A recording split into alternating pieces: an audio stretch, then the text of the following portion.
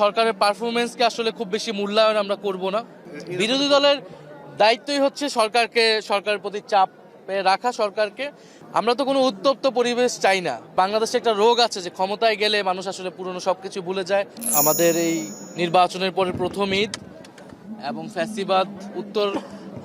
ফ্যাসিবাদ পরবর্তীকালে হচ্ছে এটা দ্বিতীয় ঈদ উল ফিতর। তো সেই জায়গা থেকে আমাদের জন্য একটা স্বস্তির জায়গা, প্রথম জায়গা যে ফ্যাসিবাদ মুক্ত একটা দেশে আমরা ঈদের আনন্দ উদযাপন করতে পারছি। এবং আমাদের যে ঈদের মধ্যেও যে সামাজিক সম্প্রীতি, ঐক্য, রাজনীতিক সৌহার্দ্য, এই সংস্কৃতিও বাংলাদেশ থেকে কিন্তু হারিয়ে গিয়েছিল, যেটা ফ্যাসিবাদ পরবর্তী সময়ে আবার কিন্তু এসেছে।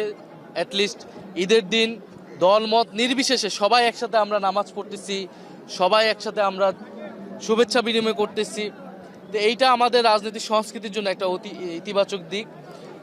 আমরা এই গত এক মাসের সরকারের পারফরমেন্সকে আসলে খুব বেশি মূল্যায়ন আমরা করব না, কারণ এক মাস আসলে যথেষ্ট সময় নয় এই একটা সরকারকে মূল্যায়ন করার জন্য, বোঝার জন্য।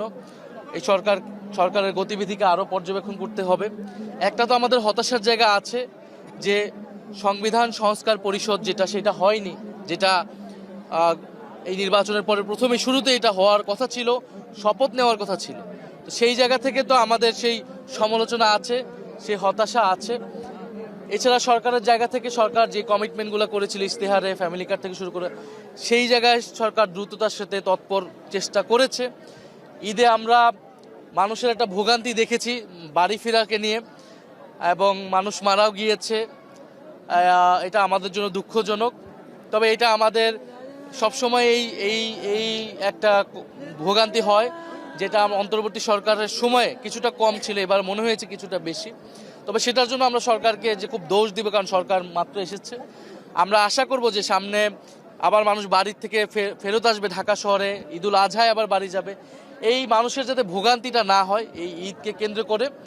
এবং আমরা আশা করব যে সামনে সংসদ অধিবেশন বসবে, সেই সংসদ অধিবেশনে সংবিধান সংস্কার পরিষদের সভাটি গুরুত্ব সহকারে আলোচনা হবে, এবং সেই বিষয়ে একটা সুরাহা হবে, সংস্কার হবে।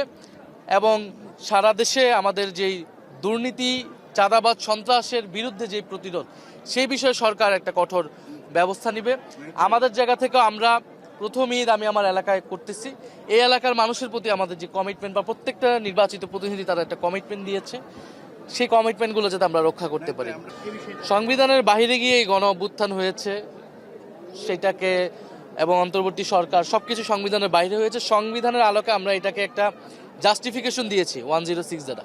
কথা ছিল যে এই অধ্যাদেশ আদেশ এবং এই গণভোট সেটাও সংবিধানের বাইরে, কিন্তু আমরা সাংবিধানিক আলোকে এটাকে জাস্টিফিকেশন দিব। এখন দিব কি দিব না, এটা হচ্ছে পলিটিক্যাল উইলের বিষয়, রাজনৈতিক সদিচ্ছার বিষয়। আসলে বিরোধী দলের দায়িত্বই হচ্ছে সরকারের প্রতি চাপে রাখা সরকারকে, এবং জনগণের প্রতি যেই দায়িত্বগুলো সেগুলো যাতে সরকার ঠিকভাবে করে। বলে আমরা তো মনে করি যে সংবিধান সংস্কার পরিষদ সংস্কার এগুলা হচ্ছে কমিটমেন্ট ছিল, তো অবশ্যই সেটার জন্য আমরা সংসদে এবং সংসদের বাইরে সর্বাত্মক চাপ আমরা তৈরি করব আমাদের জায়গা থেকে। আমরা তো কোনো উত্তপ্ত পরিবেশ চাই না। আমরা তো চাই সবাই মিলেমিশে, আমরা নির্বাচন করেছি, সবাই মিলেমিশে আমরা সবকিছু বাস্তবায়ন করব। তবে পরিবর্তিত রাজনৈতিক পরিস্থিতি সরকারের উপরে নির্ভর করবে, আসলে তারা কি চায়। তো সেই অনুযায়ী আসলে বিরোধী দল মুভ করবে। সরকার যদি সংবিধান সংস্কার পরিষদ দাবিগুলো মেনে নেয়, তাহলে তো আমরা এই সরকারকে সর্বাত্মকভাবে সহযোগিতাই করব। এই সরকার দল যেহেতু 2/3 তারা পেয়ে গেছে, তারা মনে করছে। আর বাংলাদেশে একটা রোগ আছে যে ক্ষমতায় গেলে মানুষ আসলে পুরনো সবকিছু ভুলে যায়, কমিটমেন্ট ভুলে যায়, এবং তার মতো করে করতে চায়। আমরা এর আগেও দেখেছি এগুলা। ফলে এই সরকারের ভিতরে সেই প্রবণতা থাকতে পারে, কিন্তু আমরা আশা করব তারা সেই প্রবণতা থেকে বেরিয়ে আসবে।